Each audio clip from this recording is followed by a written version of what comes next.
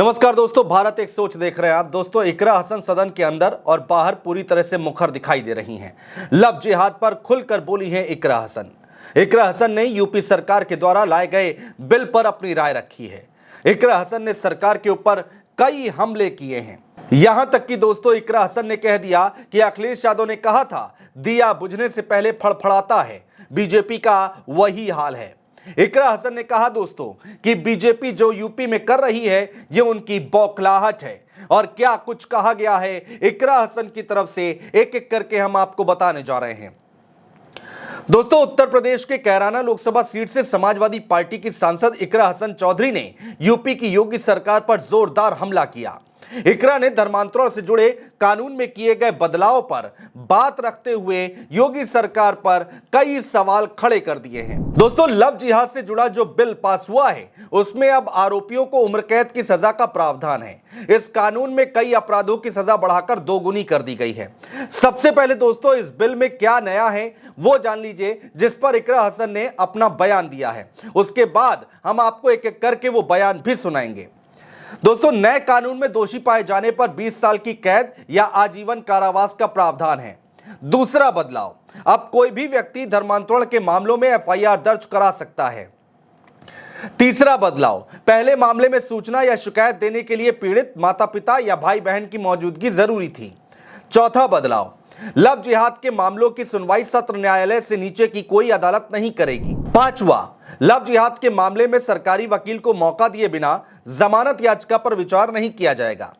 छठा, इसमें सभी अपराधों को गैर जमानती बनाया गया है। तो दोस्तों, ये वो प्रावधान है जिनको लेकर एक नई बहस छिड़ी हुई है। इकरा हसन ने भी इस पर अपनी बात रखी है। अब दोस्तों, इस पूरे मसले पर इकरा हसन ने क्या कहा, जरा वो सुनिए। राज्य की भाजपा सरकार सिर्फ धर्म की राजनीति करना जानती है। इसी तरीके से सिविल मैटर में जिस तरह से राज्य सरकार दखल दे रही है, वो लोकतांत्रिक ढांचों को कमजोर करती है।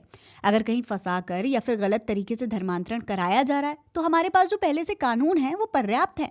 लेकिन भाजपा धर्म की राजनीति की वजह से ऐसा कर रही। कांवड़ यात्रा के दौरान इन्होंने नेम प्लेट लगाने का जो आदेश दिया था, वो इसी के तहत था। अब इनकी राजनीति दम तोड़ती जा रही है, इसीलिए ऐसा किया जा रहा है। जैसे हमारे अध्यक्ष अखिलेश यादव जी ने कहा है, जैसे दिया बुझने लगता है उससे पहले फड़फड़ाता है, वैसे ही बीजेपी का भी हाल है। समाज में इस तरीके के शब्द का इस्तेमाल जहर घोलने का काम करता है। संविधान दूसरे धर्म में शादी करने का अधिकार देता है। भारतीय जनता पार्टी की सरकार जो यूपी में कर रही है, ये उनकी बौखलाहट है। इसीलिए वो भेदभाव की राजनीति कर रहे हैं। ये एक खास समुदाय को टारगेट करने के लिए लव जिहाद शब्द का इस्तेमाल कर रहे हैं। ये सामाजिक मुद्दा है। कई अलग अलग वजहों से दूसरे धर्मों में शादी करते हैं। ये सामाजिक मुद्दा है, ना कि राजनीतिक मुद्दा।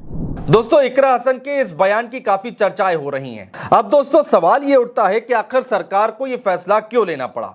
आखिर सरकार का इसके पीछे का तर्क क्या है। सरकार करना क्या चाहती है, कहना क्या चाहती है। सरकार का कहना है कि अपराध की गंभीरता, महिलाओं की सामाजिक स्थिति और गरिमा के हित में ऐसा फैसला लिया गया। साथ ही SC/ST के लोगों का अवैध धर्मांतरण रोकने के लिए सजा और जुर्माना बढ़ाने की जरूरत महसूस की गई। बिल में पीड़ित के इलाज का खर्च और पुनर्वास का पैसा भी कोर्ट तय करेगा। खैर दोस्तों, यूपी सरकार का यह बिल जिसने एक नई बहस छेड़ दी है, विपक्ष इस पर सवाल उठा रहा है और कैराना की सांसद इकरा हसन भी इस मुद्दे पर सरकार को घेरने में पीछे नहीं हट रही हैं। इस पूरी खबर पर दोस्तों, आप भी हमें अपनी राय पहुंचा सकते हैं कमेंट बॉक्स में कमेंट करके। अगर चैनल को सब्सक्राइब ना किया हो तो प्लीज सब्सक्राइब करना मत भूलिएगा। बहुत शुक्रिया दोस्तों।